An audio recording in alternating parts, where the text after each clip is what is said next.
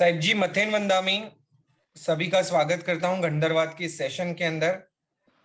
साहिब जी, त्रिकाल वंदना करता हूं सभी की ओर से, आपको वंदन करता हूं और आप मंगलाचरण फरमावे ऐसी प्रार्थना करता हूं।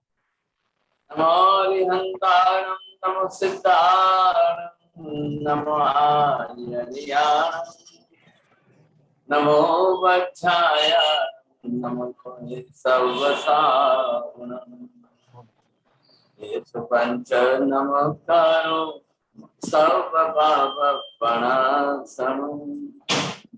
मंगलानं च सर्वेषां परमं हवै मंगलम् जय जगदीव जोनि वेयाणो जगद्गुरु जगानंदो जगन्नाथ जगवंदो जय जगत्पितामह जय सुयाण पवन जयराणं पश्चिमो जय जय गुरुलोकान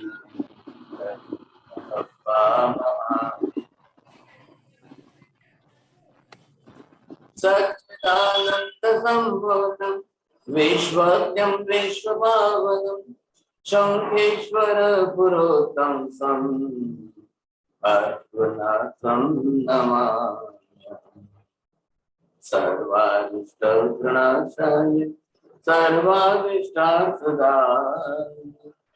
सर्वलब्धि निधानाय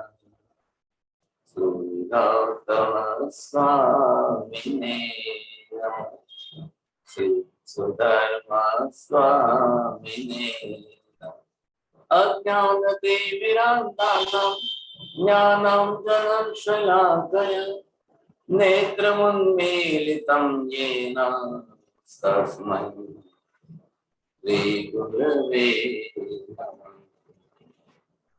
धर्मलाल बहुत बहुत आशीर्वाद। मथेन वंदामी साहिब जी, सुक्षता में हो? ये गुरु गुस्सा है, भगवान की कृपा है।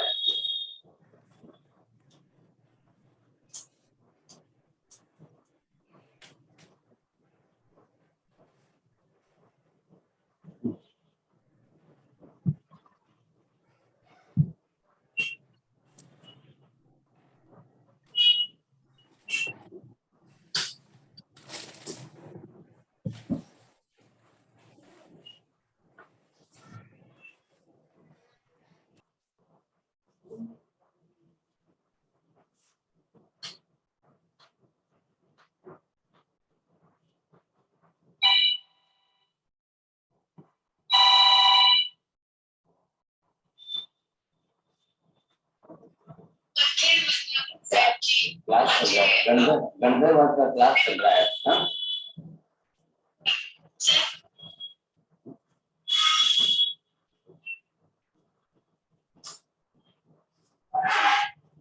यहाँ पर हम देख रहे हैं 45 आगम शास्त्रों के अंदर,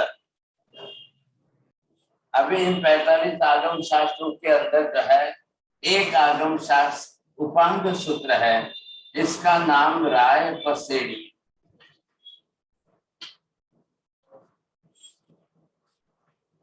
ये राय पसेड़ी सूत्र आगम शास्त्र है। अब इस आगम शास्त्र के अंदर एक बहुत अच्छा प्रसंग आ रहा है, जो हमारा कंटेंट विषय साथ में चल रहा है, इसी के विषय की बात है यहाँ पर।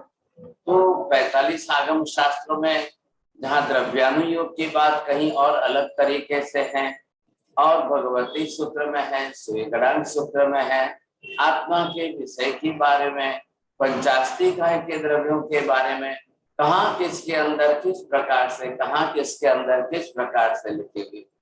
यहाँ पर एक उपांग सूत्र जिसको हम बोलते हैं, इस आगम शास्त्र के अंदर विशेष करके केशी स्वामी और एक प्रदेशी राजा के बीच का एक डिस्कशन है, संवाद जिसको बोलते हैं।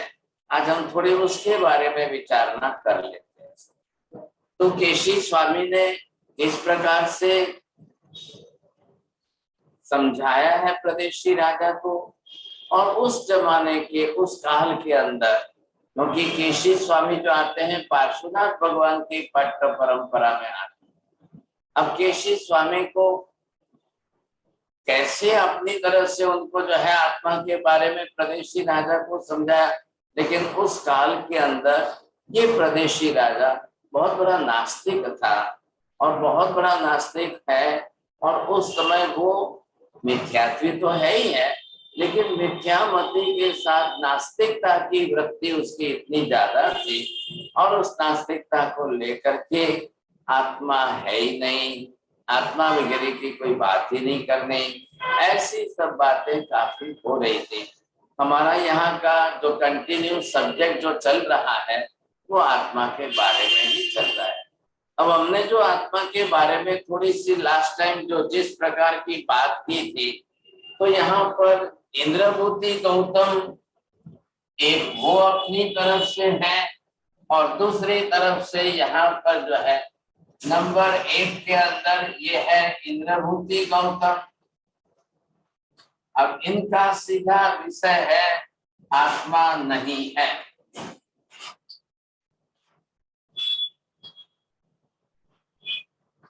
और इधर जो है इनके ही भाई दूसरे जो है, और वो है ये उनके तीसरे भाई है, वैसे 3 भाई। अब ये वायुभूति जो है ये दूसरे हैं,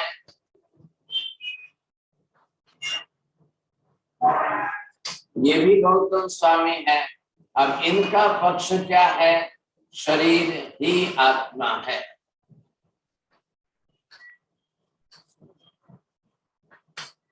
अब इन दोनों के विषय की हम विशेष विचारणा कर रहे हैं यहाँ पर।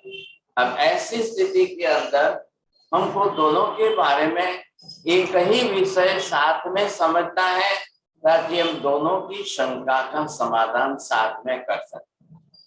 तो अब आप यहाँ पर देख लीजिए, प्रदेशी राजा है और उस काल के अंदर उनके वहां पर एक चित्र नाम के मंत्री चयन थे। तो वो तो जान रहे हैं कि भाई राजा का अपना नेचर किस प्रकार का कैसा है। एक व्यक्ति राजा की पद पर जाकर बैठे और वो नास्तिक मत वाला हो, मिथ्या मती हो, और उस प्रकार से अगर वो चले तो सारी प्रजा के बीच में क्या होगा सब। वो भी कभी अपनी तरफ से जैन साधु को देख करके द्वेष, दुर्बुद्धि, दुर्भाव ज्यादा बढ़ता था।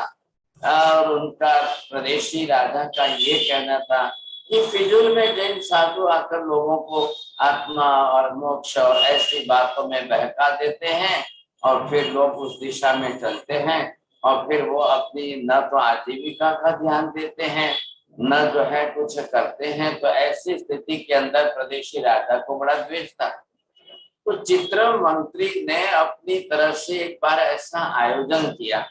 पहले उन्होंने जाकर के केशी स्वामी जी को अपनी तरह से सारी हकीकत बता दी थी, भगवान आप पधारिए, लेकिन हमारे यहाँ का राजा वो साधु का भी द्वेषी है, तत्व भी देशी है, और महाराज जी आपको अगर कुछ अपशब्द भी बोल दे तो गुरु महाराज ने कहा भाई हम तो वैसे भी साधु है, हमको तो मान अपमान दोनों ही सहन करना हमारे सहन शक्ति का बड़ा गुण है, आप कोई चिंता मत करिए, आप आने दीजिए, जरूर करेंगे। तो चित्र मंत्री ने अपनी तरफ से जनता को भी बुलाया, बड़े मैदान के अंदर रखा है और जनता को बुलाकर कहा है आप भी आइए, सब जने श्रवण करिए। और इधर प्रदेशी राजा ने अपने मन में ऐसी बात ठान ली कि आज मैं इनको ऐसा सबक सिखाऊंगा, न तो ये आत्मा प्रूव कर सकेंगे, न आत्मा को दिखा सकेंगे। अब पब्लिक के सामने, हजारों लोगों के सामने जो है जैन साधु की बेइज्जती हो जाएगी और फिर उनको इस तरह से निकाल दूंगा, मैं ऐसा करूंगा, वैसा करूंगा। ऐसी स्थिति के अंदर अब जो है प्रवचन सभा शुरू हो गई और उसी समय जो है प्रदेशी राजा ने सबसे पहले अपनी तरफ से प्रश्न पूछा। देखिए महाराज, हमारे यहाँ पर एक चोर पकड़ा गया, हमने क्या किया कि उस चोर को जो है एक लोहे के बॉक्स के अंदर पैक करके अंदर डाल दिया और चारों तरफ से वेल्डिंग करके हमने सील कर दिया। अब वो जिंदा चोर डाला था तो वो तो मर गया। अगर आपके हिसाब से, कहने के हिसाब से आत्मा है तो कहाँ निकली साहब? लोहे की पेटी बनाई, चारों तरफ से वेल्डिंग किया, बिल्कुल पैक रखा। 2 दिन बाद 4 दिन बाद ही से जैसे भी हमने पेटी का वेल्डिंग खोला, न तो कहीं छेद दिखाई दिया, न कहीं से निकलती हुई दिखाई दी आत्मा। तो आप ये क्यों बकवास कर रहे हो, क्यों लोगों को बहका रहे हो कि आत्मा है, आत्मा है, आत्मा है? क्या मतलब है इसका? अब देखिए, राजा का प्रश्न तो है इस प्रकार का। अब इसके लिए समाधान करने के लिए उत्तर क्या देना चाहिए था? अब आप में से कौन बोलेंगे? नील भाई, अब उनको थोड़ा प्रदेशी राजा को पहले आप क्या जवाब देते हैं? बाद में तो मैं राय प्रसन्नी में आगम शास्त्र में लिखा है, उपांग सूत्र है, तो मैं उसमें से आपको बताऊंगा। साहिब जी, उनको मीन्स तर्क से ही समझाना पड़ेगा कुछ ना कुछ, यानी राजा ने अपना पूर्व पक्ष रख दिया है, अब आप अपनी तरफ से क्या जवाब दे सकते हो? आत्मा अमूर्त है, उसको मैंने क्या कहा है? मैंने एग्जांपल दिया ना आपको, लोहे की पेटी के अंदर पैक करके रखा है, वेल्डिंग कर दिया था, पानी के हौज के अंदर भी उतार दिया ताकि एक बबल भी कहीं से निकले तो पता तो चले, लेकिन लीकेज भी नहीं था, कुछ भी नहीं था। अगर आपके कहने से आत्मा है और वो शरीर से अलग है, तो निकल गई तो कहां से निकली? कहीं छेद तो हुआ नहीं। बिल्कुल साहब जी। हाँ, तो उनका प्रश्न लॉजिकली सही है। आप क्या उत्तर देकर राजा को समझाना चाहते हैं, बोलिए। साहब जी, उनका प्रश्न तो लॉजिकल है, ऐसे एक एंगल से देखा जाए, पर मुझे अगर समझाने बोले तो थोड़ा डिफिकल्ट है मेरे लिए, बट फिर भी मैं कोशिश इस तरह करूंगा कि आप सोचने के लिए 2 मिनट ले लो। ठीक है। विजय भाई मेहता जी, कुछ उनके सामने आपको क्या उत्तर देने जैसा लग रहा है? विजय भाई, आप अनम्यूट कर सकते हैं। साहब जी, मैंने जब तक पढ़ा है वहां तक, पत्थर में से वो फड़गा निकलता है ना, उसका दृष्टांत देके उसको समझाते हैं उस टाइम में। पत्थर में से जैसे वो कोई वनस्पति का फड़गा नहीं निकलता है छूट जैसा, तो पत्थर में से वो एग्जाम्पल देते हैं।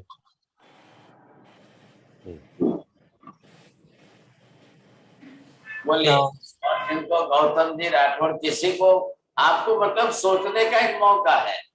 अगर आप पहले सोच कर कुछ बताओ तो फिर आगे तो मैं बोल नहीं रहा हूँ। जी जी, गौतम जी, आप बोलना आत्मा को चाहते कोई हैं? अड़ा नहीं सकता। हाँ, आत्मा को कोई अड़ा नहीं सकता। अब उनके लॉजिक के सामने ऐसा लॉजिक देना है कि थोड़ा बहुत उनको भी तो सिर खुजलाना पड़े। સાહેબ જી હું બોલું? हाँ विपिन भाई, आप बोलिए।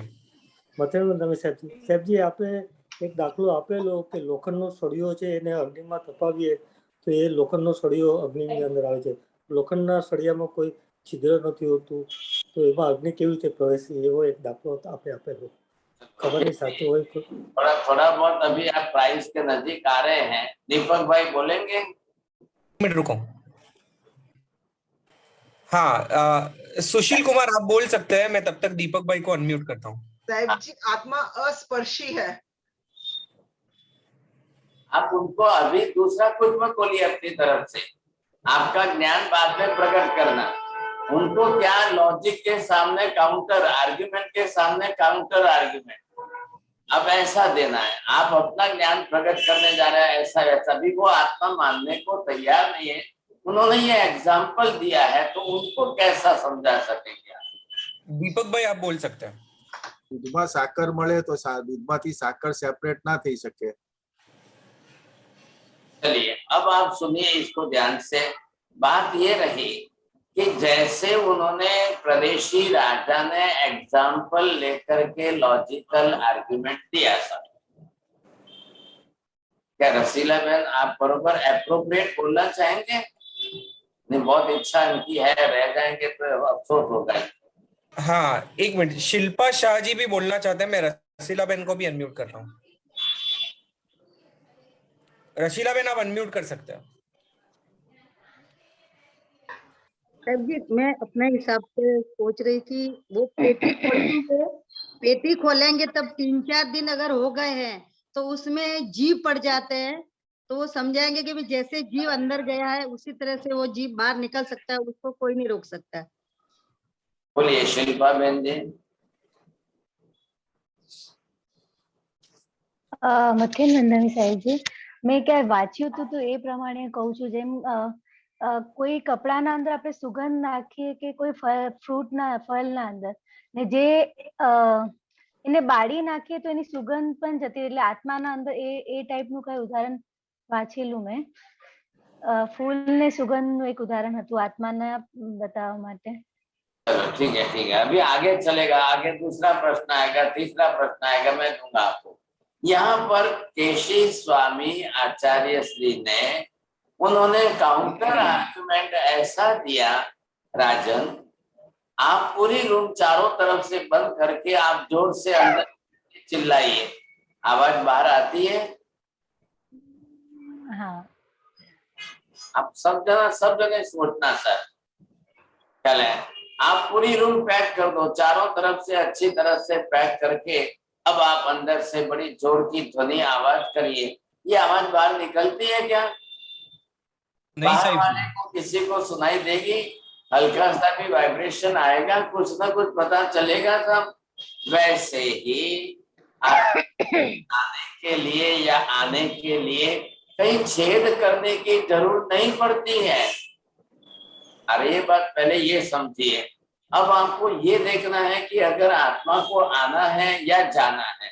अभी इन्होंने रसीला बहन ने फिर भी काफी अच्छी तरह से, तो ये इन्होंने बाहर से आने का जैसे कहा है, अब वैसे ही अंदर से जाने के लिए कैसे? तो ये है कि अगर आपने जिंदा चोर लोहे की पेटी में पैक कर दिया, अब वो मर तो गया सब, तो यहाँ शब्द क्या आया? आगे बाद में आपको ये शब्द बोलना तो पड़ा है, गया। अब ये इट इज वर्ब, गम गच्छ वर्ब है गया। कौन गया? शरीर तो है ही है ना, शरीर तो अभी वहीं पड़ा है। शरीर गया ये तो हम कभी बोलते ही नहीं है। लोक व्यवहार में आप क्या बोलेंगे आगे इसके लिए? अगर आप खाली गया लगा दोगे तो क्वेश्चन मार्क सामने आएगा, कौन गयो, कौन गया है? तो यहाँ आपको फिल इन द ब्लैंक्स भरना तो पड़ेगा। हर व्यक्ति यही जवाब दे रहा है था, हर व्यक्ति वहां पर यही जवाब दे रहे। अब देश विदेश के अंदर लोग अपनी भाषा का प्रयोग करेंगे। विदेश के अंदर, अमेरिका के अंदर, वहां के लोग अगर हॉस्पिटल में अपने बेटे को कोई पूछेंगे फादर है कि तो वो क्या बोलेंगे?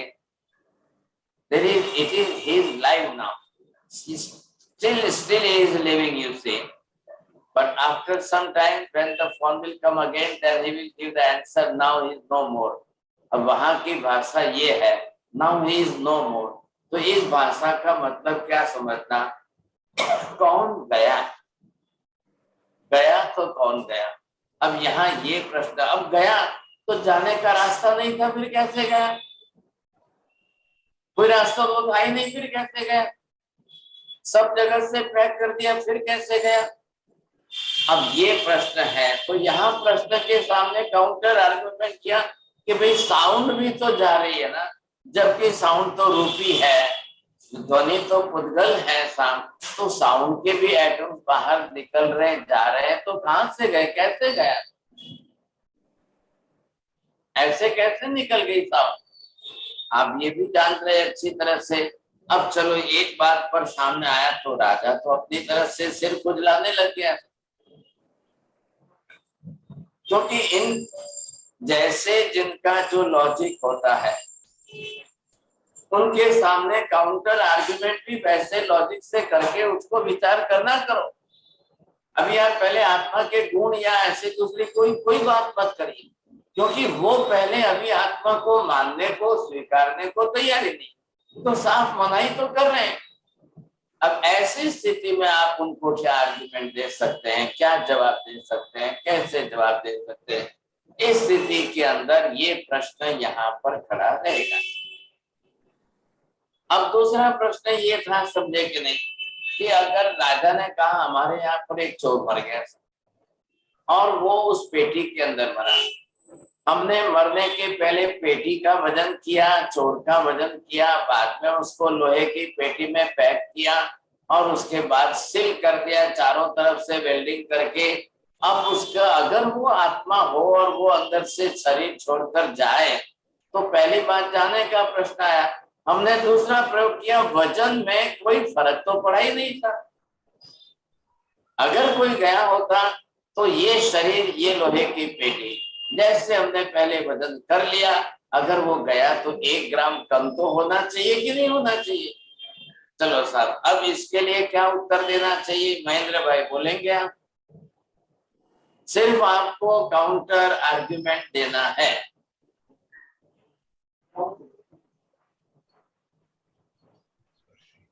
મહેન્દ્ર ભાઈ બોલીએ। आवाज नहीं। प्रश्न फरीથી रिपीट करशो जी आप? प्रश्न એટલો જ છે ફક્ત कि मैंने पहले चोर का वजन किया, पेटी का वजन किया, सब जगह से वजन करके नोट्स करके लिख दिया। अब उस चोर को पेटी में डाला, पैक करके बिल्कुल हमने जो है वेल्डिंग कर दिया। अब वो चोर मर गया तो वजन क्यों नहीं कम हुआ? पेटी खोल दी, पेटीમાં હતો ત્યારે એનું વજન કર્યું, એનો જીવ ગયો એના પછી પણ વજન કર્યું તો બંનેનું વજન સરખું જ રહે છે,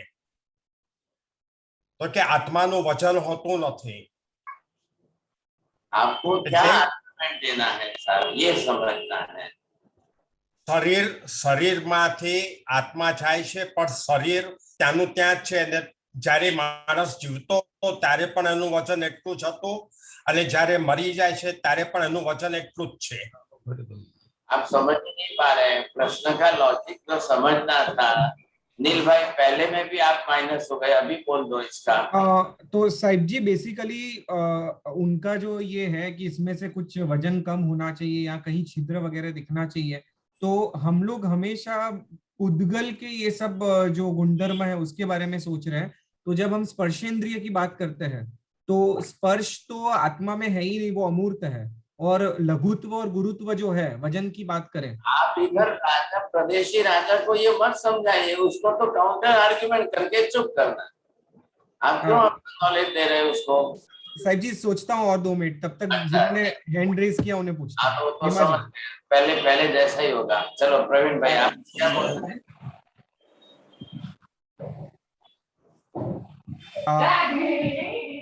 नहीं, चलो काश्मीरा बेन शू बोलવું છે? हाँ, काश्मीरा बेन बोलो।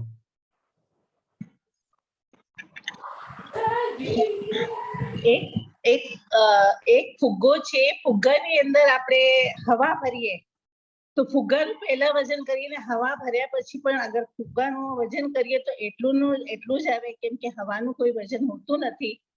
એવી જ રીતે શરીરની અંદર આત્મા જ્યારે ઉતરી જાય પહેલા જે વજન હતું એ જ વજન પાછળ બી રહેવાનું છે, તો હવા બી દેખાતી નથી। नील भाई, आप ये हमारे सबसे बुजुर्ग माता जी हैं, कश्मीर से आए हुए हैं और प्रॉपर आर्ग्यूमेंट के सामने इन्होंने सहमति दिया है। काउंटर आर्ग्यूमेंट बिल्कुल प्रॉपर। अब नील भाई की तरफ से इनको गिफ्ट भेजनी चाहिए। देखिए आप समझ गए इस बात को, पहले बलून का वजन कर लो और फिर एयर हवा भर के वजन कर लो और फिर हवा निकाल के वजन कर लो। ये प्रदेशी राजा को केशी स्वामी समझा रहे, लो राजन देखो ये बलून है, आप वजन कर लो और इसमें हवा भर लो थोड़ी और फिर बाद में फिर वजन करो, फिर हवा निकालने के बाद फिर वजन करो। ऐसा सुनकर के राजा तो चकरा गया, बोले बहुत बड़ी बात थी, तो बिल्कुल बात सही है। अब राजा की तो बोलनी बंद हो गई था। अब यहाँ पर बात कहाँ है? फिर राजा प्रदेशी भारत के राजा के सामने केशी स्वामी ने और स्पष्टीकरण कर दिया। देखिए साहब, मैंने पहले भी आपको उत्तर दिया था, तब ध्वनि बाहर निकली, तो ध्वनि तो पुद्गल है, ध्वनि का तो वजन भी है। But till today the science has not invented that the sound has the weight। ख्याल है अभी भी साउंड, साइंस के पास इसका उत्तर नहीं है। नेक्स्ट चीज, यहाँ हवा, काश्मीरा बेन आपने गलती क्या कर दी, नहीं तो आपको पूरा गिफ्ट मिलने वाला था। हवा क्या है? हवा का जीव अलग, हवा का शरीर अलग। हवा का शरीर में औदारिक वर्गणा के पुद्गल परमाणु से बना हुआ है, उसका तो वेट होना चाहिए। अरे ये बात समझ में, हवा है तो हवा का तो वेट वजन होना चाहिए, लेकिन यहाँ पर आपके कहने के मुताबिक आपने पेटी का वजन किया, चोर का वजन किया, जिंदा वजन करके अंदर डाला, फिर वो मर गया, फिर बाहर निकाला, फिर उसका वजन किया, कोई चेंज नहीं, कुछ भी फर्क नहीं पड़ा। इससे राजा का क्या कहना था, अगर इस शरीर में कोई दूसरा है और वो शरीर छोड़कर जा रहा है तो उसका वजन आना तो चाहिए ना, भले आधा ग्राम कहो या 1 ग्राम कहो या जो कहो, समझे कि नहीं। अभी देखिए केशी स्वामी पार्श्वनाथ भगवान की पाठ परंपरा के गणी महाराज है, नॉट डायरेक्ट गणधर नहीं है, ख्याल है कि नहीं। तो ये अब इतने बड़े, अभी कुछ आत्मा के बारे में कुछ नहीं बोलते, आत्मा वजन विहीन है क्या, ऐसा तैसा नहीं। पहले राजा को सिर खुजलाने दो, पहले उसकी अक्ल ठिकाने आने दो। बोलिए साहब राजन, प्रदेशी राजन, तो ये अगर हो सकता है, आप अगर हवा भरे हुए बलून और हवा के निकलने के बलून का, तो हवा तो आप मानते हो ना, हवा तो आप श्वास भी तो ले रहे हो, आप खुद भी तो हवा ले रहे हो।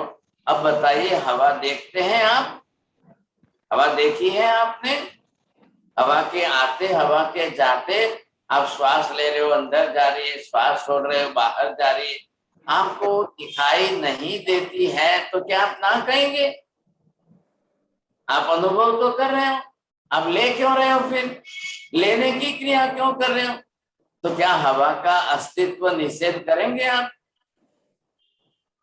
आप पहले ये समझे इसको कैसे आर्गुमेंट से कैसे समझाना है, how to convince the person. सामने आज हमारे सामने क्या हुआ है, आज सब अपने आप को बहुत बड़े लॉजिशियन बताने का गौरव ले रहे हैं, तकलीफ ये होगी। तो हम अगर पहले से इनको इस प्रकार से समझाने की कोशिश करें तो क्या होगा। तीसरी बात, अब क्या हुआ साहब, एक बार राजा ने कहा, देखिए हमारे यहाँ जिस तरह से चोर पकड़ा गया, समझे कि नहीं, हमने तो उसको पेटी में पैक कर दिया।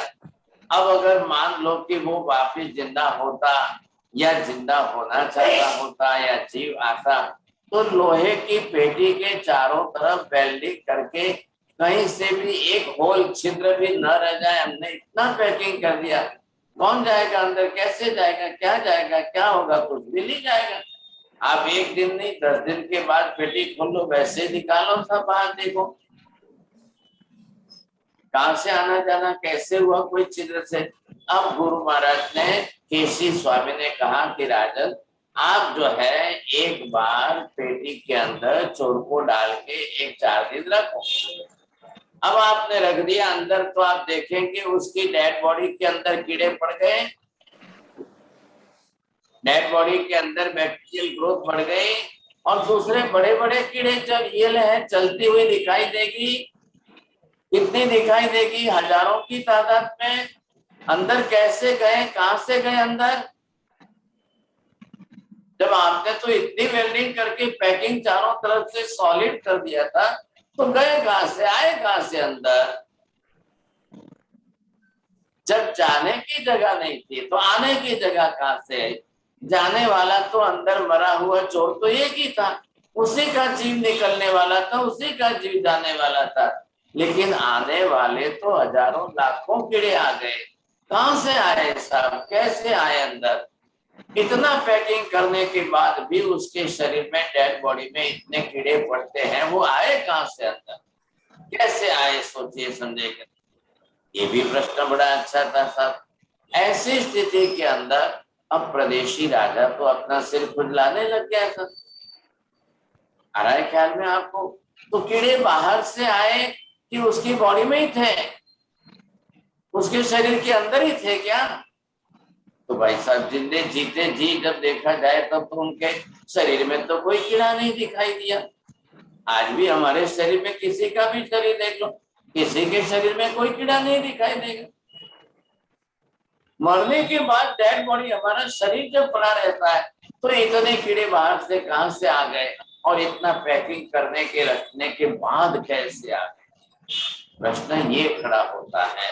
इसलिए समझने की कोशिश करिए आप।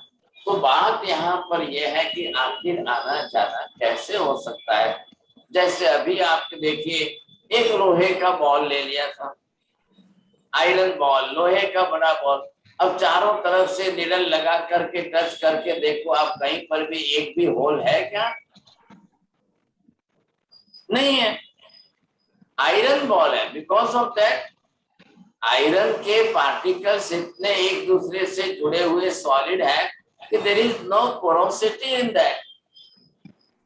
अब आप उसको भट्ठी पर रख करके तपाइए और अग्नि प्रवेश करती है, आग जो है प्रवेश करती, एक कोने से दूसरे कोने तक निकल जाए, तो बिना छिद्र के भी आग कैसे प्रवेश कर गई? ये जो वास्तविकता है, अब प्रदेशी राजा ने भी सिर खुजलाया।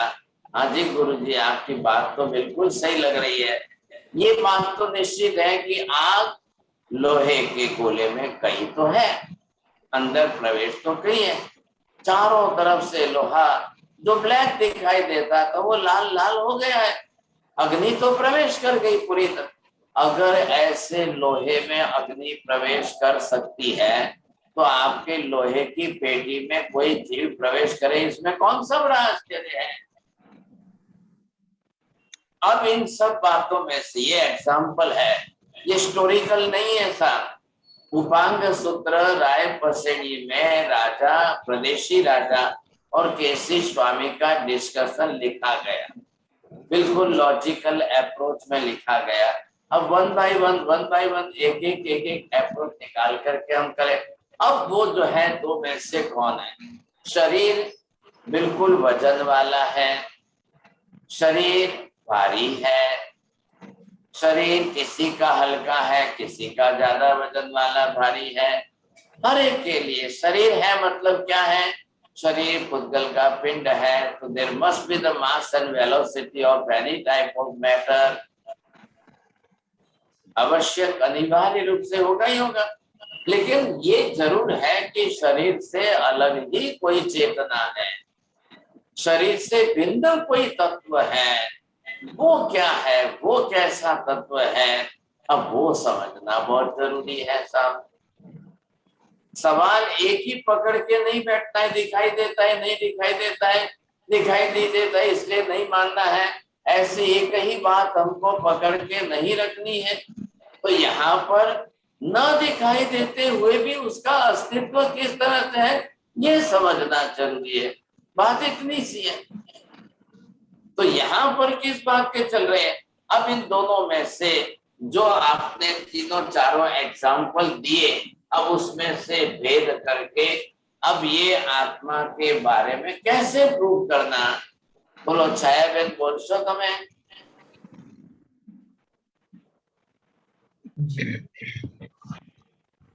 छाया बेन अनम्यूट कर सकता हूँ। नहीं साहेब जी, નથી કાઢાવતો મને। मुझे बाजू में काका ने को बोलो। अच्छा ठीक है, चलो। अब आप ये समझिए कि ये तीनों एग्जाम्पल है। अब हिस्टोरिकल एग्जाम्पल में से आप दोनों के बारे में क्या क्या निकाल सकते हैं। इधर देखिए, ये हो गया शरीर, इधर ये हो गई आत्मा। अब इन दोनों के बारे में अब आप इसके बोलोगे के लिए टोटली अपोजिट होगा, इसके बारे में जो बोलोगे वो इसके टोटली अपोजिट होगा। अब इसी तरह से हमको ये देखना है, अब क्या दोनों एक है या नहीं है। अगर एक नहीं है तो सेपरेट है, तो ये प्रूव करिए कि शरीर आत्मा को बनाती है कि आत्मा शरीर को बनाता है। बोलो चंद्रेश भाई, सुन लागे केवी ते प्रूव करशो, शरीर आत्मा को बनाता है कि आत्मा शरीर को बनाती है? ये आपको प्रूव करना एक अक्षर का जवाब नहीं है, आपको प्रूव करने हुए जवाब देंगे तो प्राइस बहुत बड़ा है। जी काश्मीरा बहन बोलिए। तब तक मैं काश्मीरा बहन आप बोल सकते हैं। ओके, मेरा आवाज आ रहा है? ओके किसको बोलना है? आप जिसको बोलना है अपना हाथ ऊपर कर लोगे, आपको ख्याल आ जाएगा। जी प्रवीण भाई आप बोल सकते हैं। प्रवीण भाई जैन। आत्मा शरीर बनाएगा, आत्मा औदारिक वर्गना के पुद्गल परमाणु को लेकर शरीर बनाएगा। You want them to see, then you open the video so then they can see you. चलो अब उल्टा तो नहीं बोले यार। जी आप बोल सकते हैं अंकल, हिमा जी की स्क्रीन के ऊपर। हाँ कोई किसी को नहीं बनाता, आत्मा शरीर को नहीं बनाता और शरीर भी आत्मा को नहीं बनाता। एवरी इंडिपेंडेंट, ऑल द्रव्य इंडिपेंडेंट। हाँ जी ठीक है, बोला हुआ जरा प्रूव करिए ना फिर। बोला आपका बोला हुआ द्रव्य का कुछ नहीं कर सकता, इंडिपेंडेंट है। अरे भाई साहब मैं वही कह रहा हूँ, आत्मा शरीर नहीं बनाती है तो शरीर कौन बनाता है? प्रूव करिए। शरीर हमारा फिजिकल बॉडी का शरीर ये मशीन मेड है। आत्मा पुद्गल वर्गणा को खींचता है, वैसे शरीर बनता है। काका हमना तमे शू बोल्या ने हमना फेर भी ना अभी आपने क्या बोला? तमे एना करता बाजू में माजी બનાવતું નથી એટલે એ બને એક ક્ષેત્રમાં રહે છે, બંને અલગ છે। अलग તમારી બાજુમાં માજીને કોઈ એમને ડાયરેક્ટ બોલવાનું।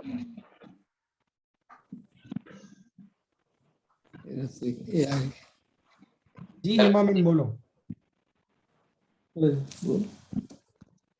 नहीं चलो सुनील जी बोलिए साहब। सुनील जी आप।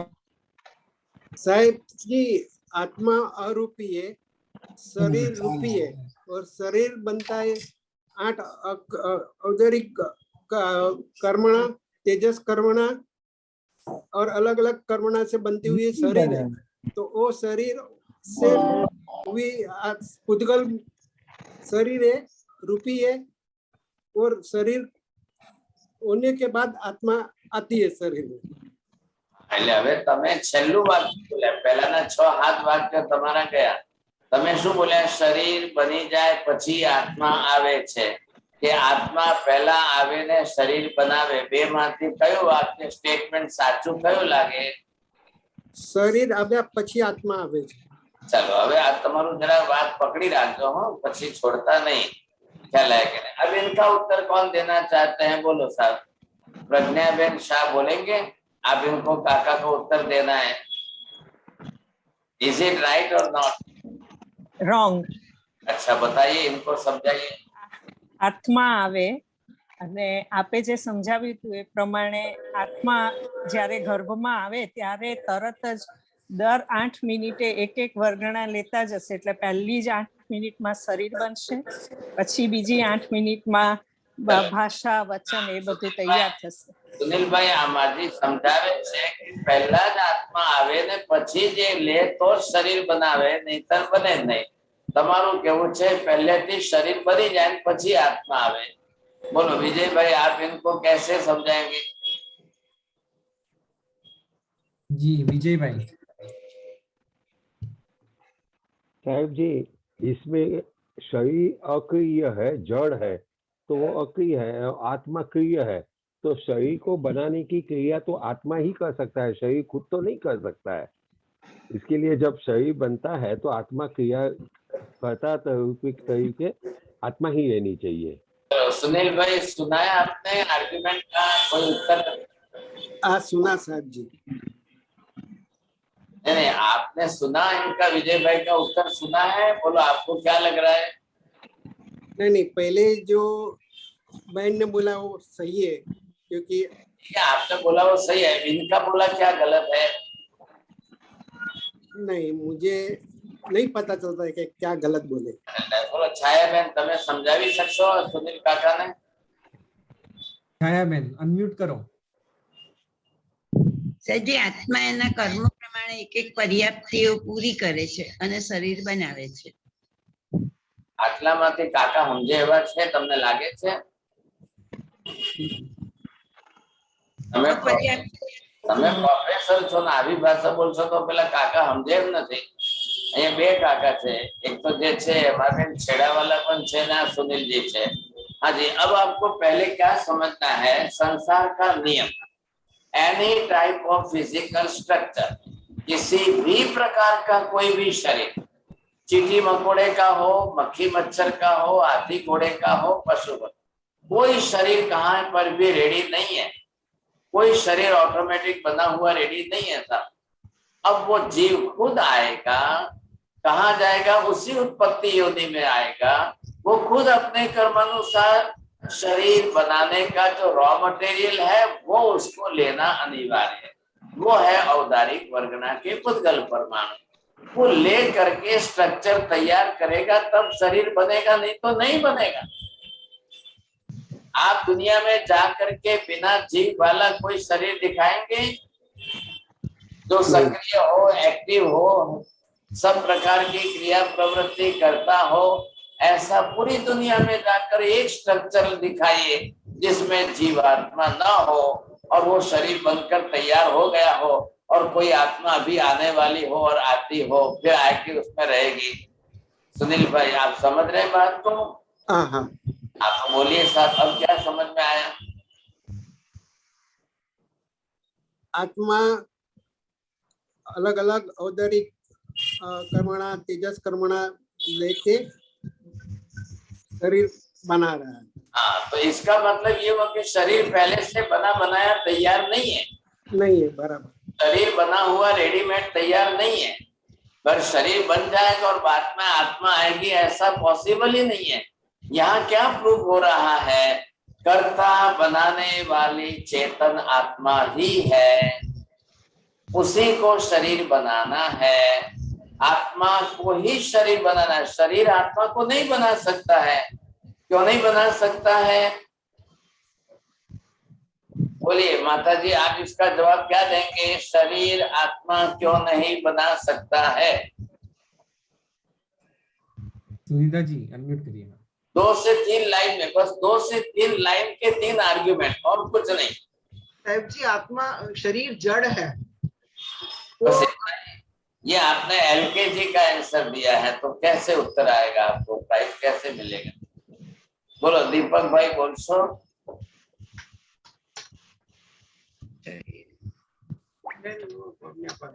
क्या आत्मा बन सकती है? क्या आत्मा बनाई जा सकती है? क्या शरीर आत्मा को बना सकता है? जैसे आत्मा शरीर बनाने के लिए रॉ मटेरियल लेती है, वैसे आत्मा बनाने के लिए कोई रॉ मटेरियल अवेलेबल है क्या? नहीं साहब जी. નિત્ય છે, એનો નાશ બી નથી થતો ને ઉત્પન્ન પણ નથી થતો. हाँ, बहुत अच्छा बोला. तो ये बात बहुत बड़ी अच्छी है. देखिए नंबर 1, आत्मा बनाने के लिए not such type of raw material is available. शरीर बनाने के लिए raw material is available. Everywhere it is available. वो परमाणु है काका. छेड़ा जी आपने जो बोला है ध्यान से समझिए, અને બેને તો કાકીને બાજુમાં બેસાડો એટલે બે જણ હાથે સમજો. अब क्या है, रॉ मटेरियल क्या है? औदारिक वर्गना के पुद्गल परमाणु है, एटम्स ग्रुप है, वो एटम ग्रुप रेडी है. लेकिन आत्मा बनाने के लिए कोई ऐसे रॉ मटेरियल तैयार नहीं है. नंबर 2, शरीर के अंदर कोई एक्टिविटी नहीं है कि शरीर ऐसे रॉ मटेरियल को लेकर के स्ट्रक्चर तैयार कर सके या बना सके. शरीर जड़ है, जड़ पुद्गल परमाणु खुद है, तो वो कहां से लेगा साहब? नंबर 1, पहले तो वैसे आत्मा बनाने के लिए रॉ मटेरियल कोई एटम ग्रुप तैयार ही नहीं है कि रॉ मटेरियल के रूप में एटम ग्रुप को लेकर के कोई आत्मा का स्ट्रक्चर तैयार कर ले, ऐसी कोई बात ही नहीं है. अभी भी आपने साइंस के फील्ड में थोड़ा सुना होगा, the science had given the one noun that is called the God particle. God particle, what is that God particle? Is it the light? Not at all. जब एटम्स का ब्लास्ट करने गए, ये साइंस के अंदर केमिस्ट्री और physics के field की बात है, जैसे इन्होंने ब्लास्ट किया और एटम्स में गति दी और उसके अंदर उन्होंने कहा कि the basic fundamental internal that is the God particle, that particle it is also the part of the atom, atom is also the matter, the matter, the group of atom is called the Skanda, the molecule जिसको हम कहते हैं। Molecule के लिए महावीर स्वामी ने language दी है स्कंद, और atom के लिए महावीर स्वामी ने लैंग्वेज दी है परमाणु। आप अणु कहिए या परमाणु कहिए, बोथ आर द सेम। तो क्या ऐसे एटम्स है कि which is having that type of consciousness and the sensation? आज भी वैसे कोई एटम्स नहीं है और न शरीर ले सकता है और न बाहर कोई ऐसे एटम एग्जिस्टेंस में नहीं है ऐसा। तो दोनों तरफ से प्रश्न नहीं हो रहा है कि भाई आत्मा बनाई जा सकती है क्या? जी नहीं। तो क्या बनाया जा सकता है? शरीर बनाया जा सकता है। क्यों बनाया जाता है? शरीर बनाने का रॉ मटेरियल वो औदारिक परगना के पुद्गल परमाणु, it is already available through out the लोक, एवरीवेयर इन द लोक।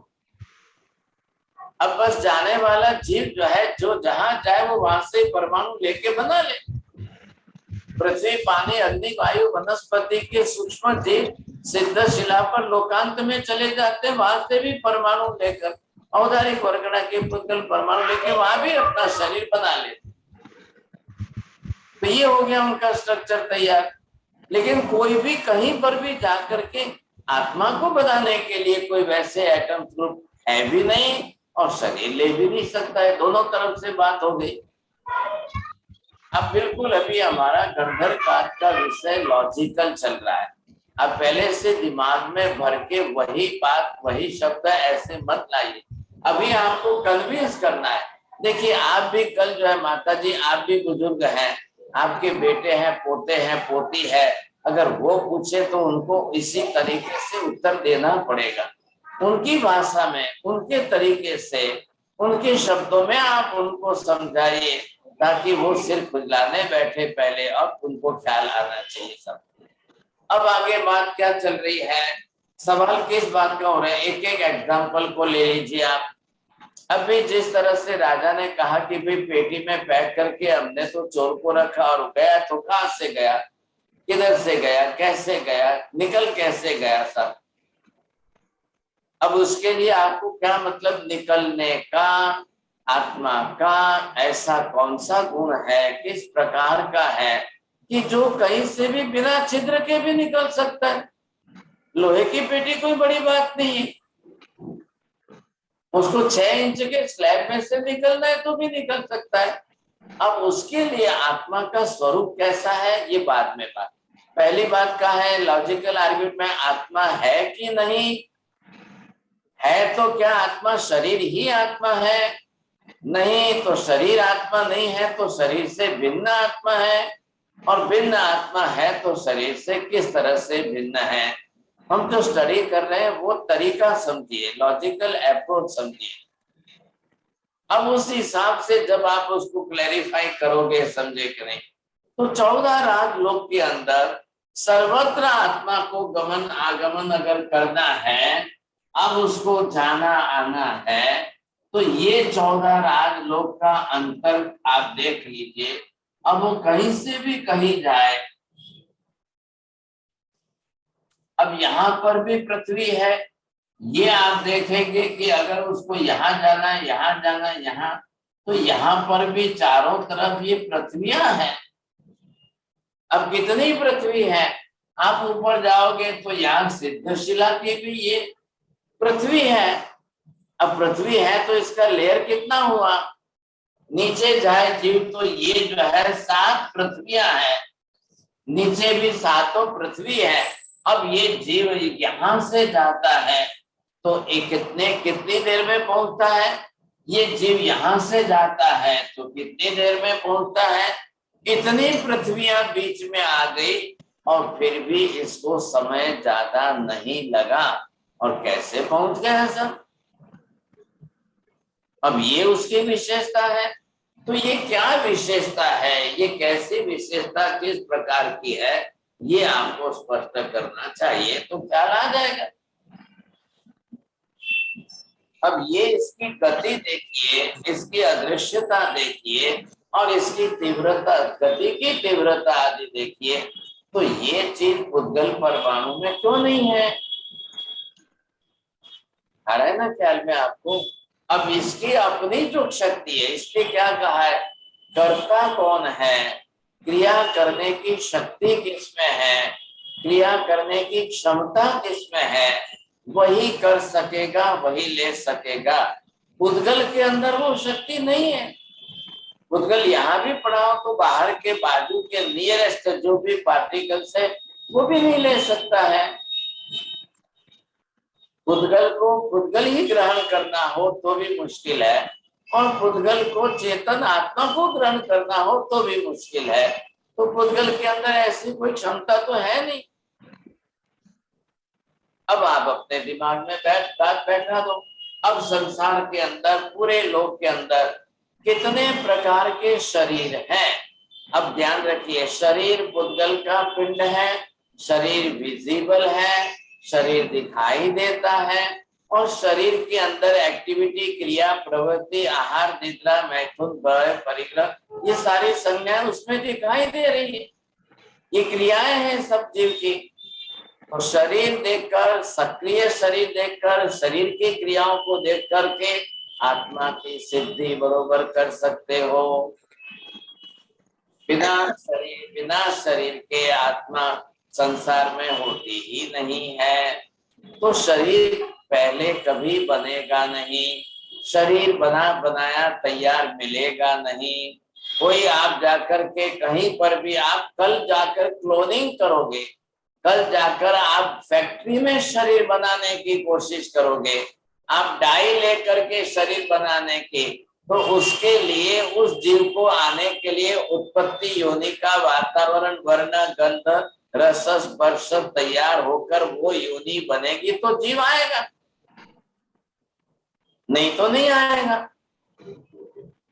अब वो जीव जिस तरह से बना है, अब जो जीव को जिस तरह से, तो शरीर तो है, वो उस तरीके से आत्मा ही बनाए। आप रॉ मटेरियल इकट्ठा करिए, समझे कि नहीं? फिर देखिए, आप बिना जीव आए शरीर उत्पन्न होता है क्या? नहीं होगा। अब जिसने शादी कर ली, पति पत्नी, तो रोज शरीर संबंध तो करेंगे, द स्पर्म्स एंड ओवम्स का कॉम्बिनेशन होगा, फिर गर्भ धारणा होगी, तो जीव खुद आकर के ही रहेगा, तब जाकर गर्भ धारणा होगी। जीव नहीं आएगा तो गर्भ नहीं रहेगा। अब कई लोग हैं ऐसे कपल्स, दंपत्ति जो है, पति पत्नी बने, वर्षों बीत गए, उनको कोई गर्भ धारणा नहीं हो रही है। तो क्यों नहीं हो रही है साहब? तो वहां कोई गायनोलॉजिकल जो है वो उनके कोई ऑब्स्ट्रक्शंस या हर्डल जो भी है वो बता देंगे। लेकिन यहाँ पर ये है कि जीव आ जाएगा, गर्भ में प्रवेश करेगा, तो यहाँ स्पर्म्स एंड ओवम्स का कॉम्बिनेशन होगा तो जीव आएगा तो वो पुद्गल परमाणु लेके फटाफट अपना शरीर तैयार करता जाएगा। 2 घड़ी, सिर्फ 48 मिनट की 2 घड़ी के अंदर सब कुछ तैयार हो जाता है। अब बाद में सिर्फ ग्रोथ ही डेवलप होनी है, तो ग्रोथ डेवलप होने में 9.5 महीने लगेंगे। लेकिन पहले तो सिर्फ 48 मिनट की 2 घड़ी के अंदर सब कुछ तैयार। कौन करेगा? जीव खुद आके करेगा। जीव नहीं आएगा तो माँ अकेली कुछ नहीं कर सकती है, फादर अकेले कुछ भी नहीं कर सकते हैं, तो दोनों को अपनी तरफ से रहना है। लेकिन वो जीव अगर आ गया तो वो बरोबर फटाफट सारी क्रिया करेगा, पूरा शरीर बना लेगा। आज हम यहाँ पर आपने पहले प्रदेशी राजा और केसी स्वामी का एग्जाम्पल, ये स्टोरी आपने सुनी है, और आप इसको नोट्स करिए, उसके हिसाब से लॉजिकल आर्ग्यूमेंट्स बनाइए। एक के लिए सिमिलर एग्जाम्पल दूसरे आप सेट करके दीजिए। अब आपको थोड़ा बहुत भी समझ में आए, इस तरीके से आपको समझाना है साहब। बोलिए, टाइम तो जल्दी हो रहा है, अभी जैना की दूसरी क्लास भी है, नील भाई 5 मिनट बची है। those who want to ask the question, बोलिए सर। जी जी, जिसको कोई प्रश्न है हैंड रेज करिए क्विकली, हम 2-4 प्रश्न ले सकते हैं।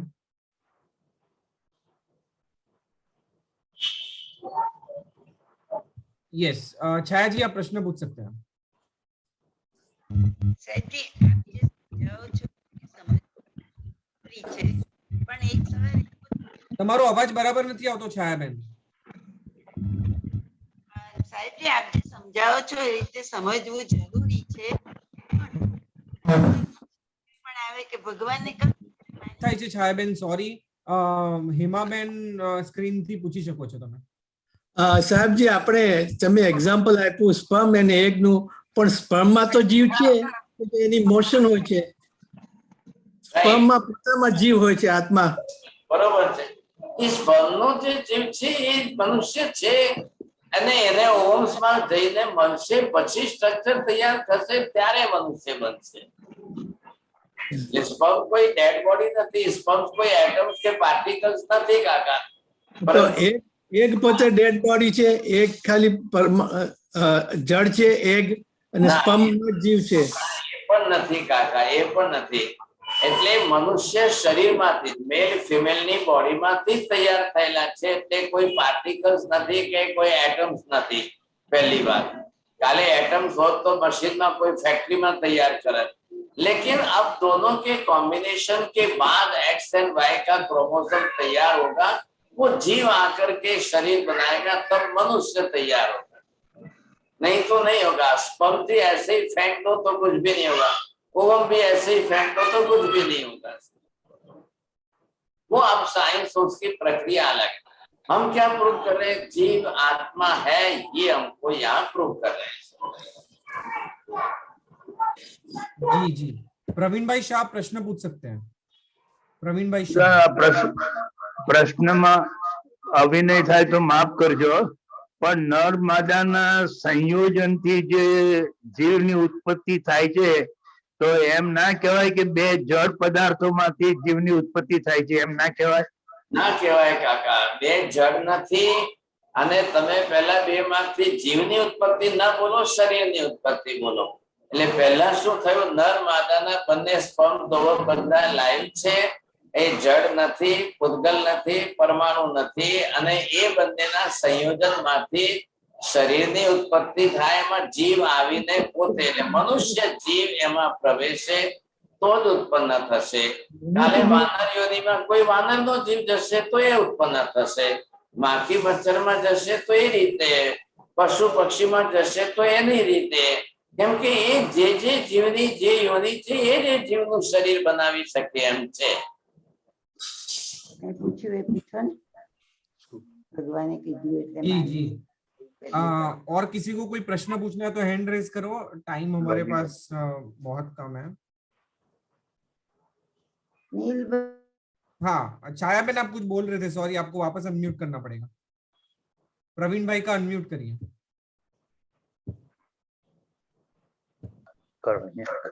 बोल बोल। સંભળાય છે નીલભાઈ? हाँ हाँ સાહેબજી, કોઈ ઘણીવાર એવો પ્રસંગ, એવું અડરસ્ટેન્ડ સાંભળ્યું છે કે કોઈ મૃતાત્માનું શરીર તૈયાર હોય અને એની અંદર શરીર તૈયાર છે, આત્મા એમાં પ્રવેશીને જીવતું થઈ જાય છે, એ શું? બાકી એ ભૂત પ્રેતની વાત છે। એ વૈક્રિય શરીર વાળા ભૂત પ્રેત આવીને ડેડ બોડીમાં પ્રવેશીને એ ક્રિયા કરી લે, એનાથી એને એ જીવે પોતે ઉત્પત્તિ યોનિમાં એ શરીર બનાવ્યું નથી।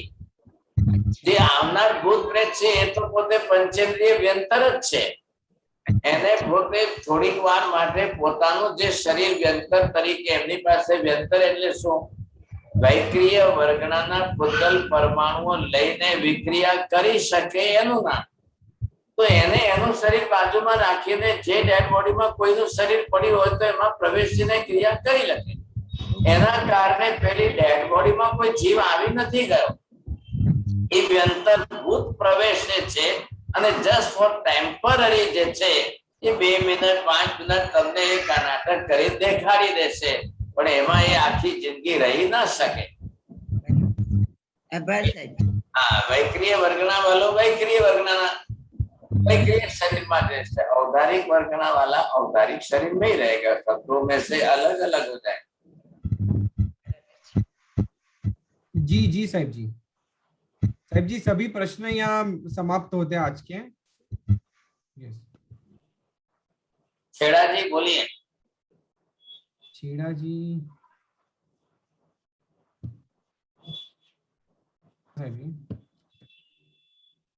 आप अनम्यूट करके बोलिए पहले। या छेड़ा जी आप अनम्यूट करिए, हेमा छेड़ा जी, पर उन्होंने पूछ लिया ऑलरेडी प्रश्न। કન્ફ્યુઝન એ છે કે સાહેબજી આપે કીધું કે સ્પર્મમાં પણ જીવ છે અને એગમાં પણ જીવ છે, તો બે જીવ પ્રેઝન્ટ છે, એમાં પછી ત્રીજો જીવ આવીને પછી મનુષ્ય દેહ બનાવે છે? હાજી, હા,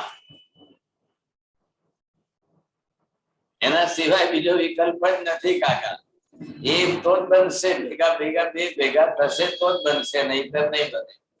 ત્રણ જીવ ભેગા થયા ત્યારે એક ઔદારિક શરીર બનશે। જીવ નહીં, આ જે આવનારો જીવ છે એનું ગ્રહણ કરી લેશે, પછી એ જીવ નથી રહેવાના એમ।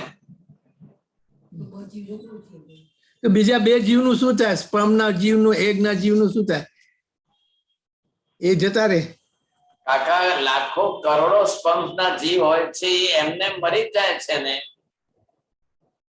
કરોડો સ્પર્મના જીવો જે છે મરી જાય, એક સ્ટ્રોંગ જે સ્પર્મ હોય છે એ જ એક્ટમાં એન્ટર થઈ શકે છે, બાકીનું શું થાય છે? नमो हरिहंताण। हजे नीलभाई नेक्स्ट मंगलवार को 14 है पथी प्रतिक्रमण। तो क्लास मांगलिक रहेगा नेक्स्ट ट्यूसडे को, और डायरेक्टली हम लोग मिलेंगे शनिवार को। तब तक के लिए आप प्रीवियस रिकॉर्डिंग्स को रिवाइज करना। मुझे कैड़ा क्लास ની મને આઈડી પાસવર્ડ નથી મારી જોડે, कैड़ा क्लास ની તમારે જરૂર નથી। कैड़ा क्लास ની તમે ઇન્ડિયાના છો ને?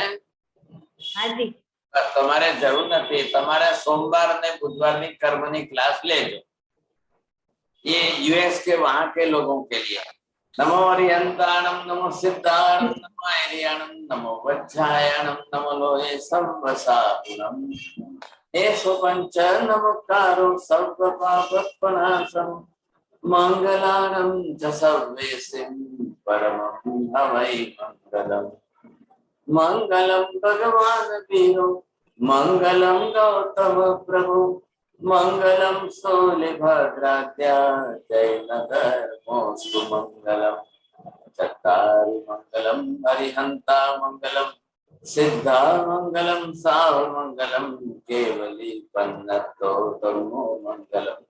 चत्तारि लोकोत्तम हरिहंता लोकोत्तम, सिद्धा लोकोत्तम साव लोकोत्तम, केवली पन्नतो धम्मो लोकोत्तम। चत्तारि शरणं पवज्जामि, हरिहन्ते शरणं पवज्जामि, सिद्धे शरणं पवज्जामि, साहु शरणं पवज्जामि, केवली पन्नतं धम्मं शरणं पवज्जामि। सर्वमङ्गलमाङ्गल्यं सर्वकल्याणकारणं, प्रधानं सर्वधर्माणां, जैनं जयति शासनम्।